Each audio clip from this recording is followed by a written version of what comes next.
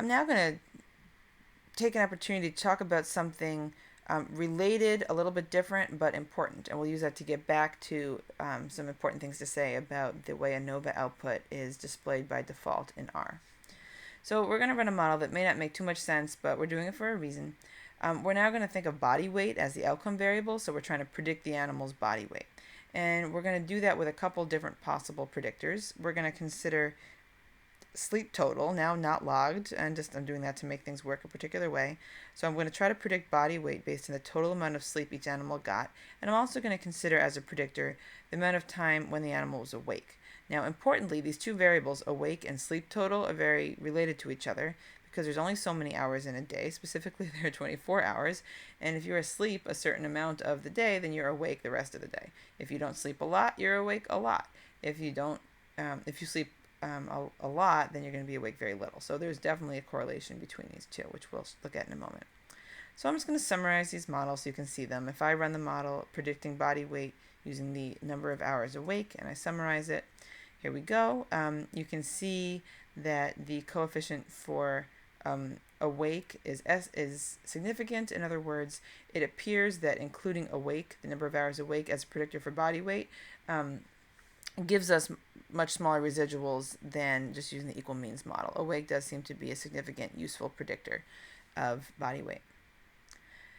Similarly, if I look at the model predicting body weight using only sleep total, it's very similar. I can see that using sleep total alone is a significant predictor. Sleep total leads to a better prediction of body weight than the equal means model does. What if I put them both in? Here's what we're trying to illustrate. When I put them both in, sleep total and awake, even though I saw that each of these predictors, when used as the only predictor in the model, did lead to significance, now these are not significant at all. And also some weird things are going on here. Look at these ridiculous coefficients. There's some strange things going on, and these p-values are now really large. So what's happening here? Importantly, let's note this f-test at the very bottom. Remember what the f-test at the bottom of the regression output does. It compares the model you ran to the equal means model. And the null hypothesis is always the reduced or simpler of the models you're comparing. So the null hypothesis is that the equal means model is sufficient. This p-value is telling us that if the truth is that the equal means model is sufficient, then this data would be really surprising, right? This p-value is really small. In other words, the model that includes both sleep total and awake is much better than a model that includes neither sleep total nor awake, even though neither of these variables is significant when you put them both in the model. So what's going on? This is called multicollinearity.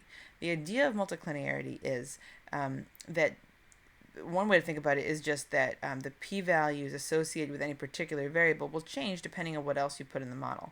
But more specifically, what we're doing here is reminding ourselves of what the t-tests that are shown as part of regression output are actually doing. Each test compares the model you ran to the same model without that predictor. So this row I've highlighted here summarizes a t-test that compares the model that includes both sleep total and awake to the model that only includes awake.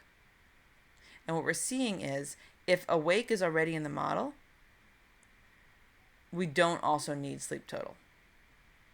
This row is summarizing the results of a t-test that compare the model that includes both sleep total and awake to the model that only includes sleep total. And we're seeing that if sleep total is in the model, we don't also need awake. But neither one of the tests shown in these rows is reflecting a model that excludes both sleep total and awake. Both of these are tests for what would happen when you have one of these predictors as opposed to both. This test here is looking at whether it's important to have some information about how much time you spend asleep and awake as opposed to none. And we know from looking at the previous models that knowing how long you're awake tells us a lot about your body weight. Knowing how much time you sleep tells us a lot about your body weight, right? And knowing both how much time you spend awake and how much time you sleep is important for learning about your body weight.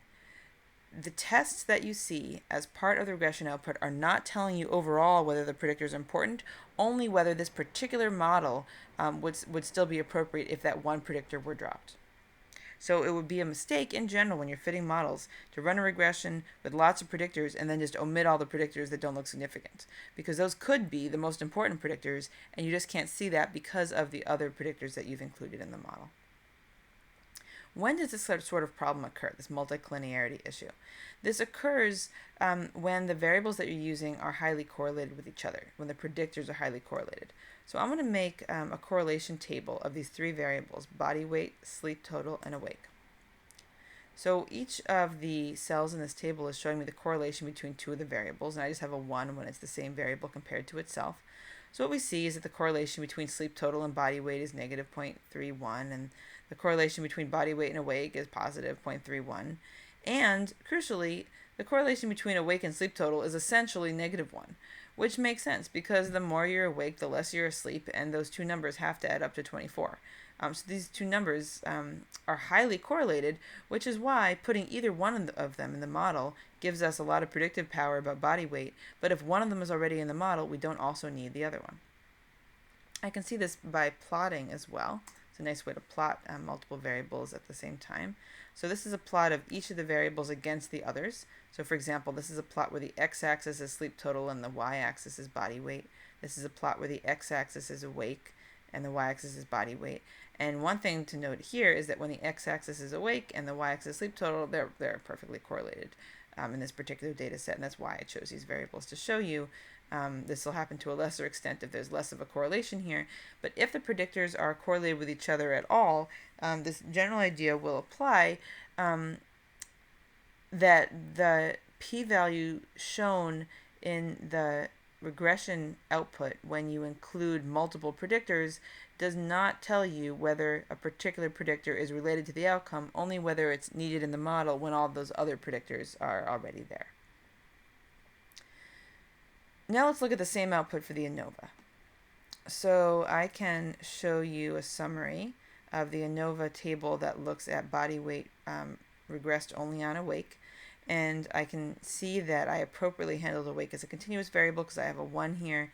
And this p-value of 0.409 is exactly the same as the p-value I got when I ran the regression, because it is just the regression of body weight on awake. And this f statistic is the square of the t statistic that we had earlier when we ran the model predicting body weight only on awake.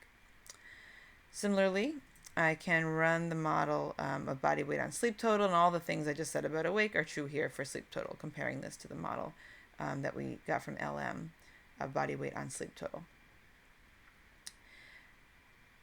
Now I'm going to regress body weight on sleep total and awake using the ANOVA. And this is where things are going to get a little strange.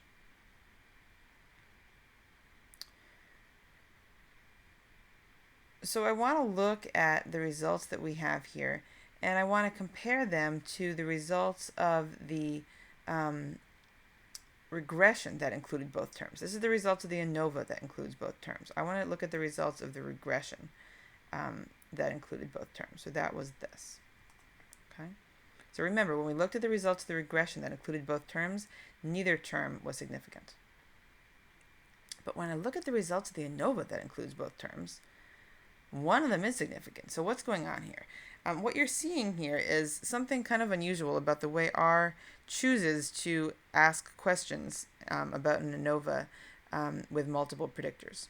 So this row here, this bottom row, is actually identical to this one here. These are the same test.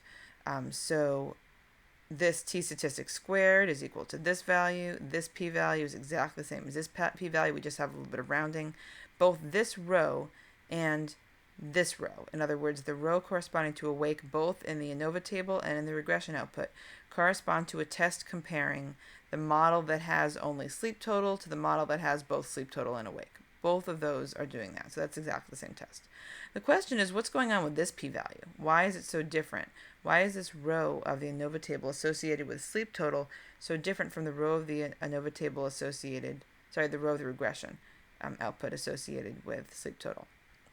And the answer is that when you run an ANOVA on multiple predictors, what R does is it thinks about these predictors sequentially. So this first row of the ANOVA table is not a test comparing the model with both predictors to the model with only awake. Rather, it's ignoring awake altogether, and this row right here is comparing the equal means model to the model with only sleep total.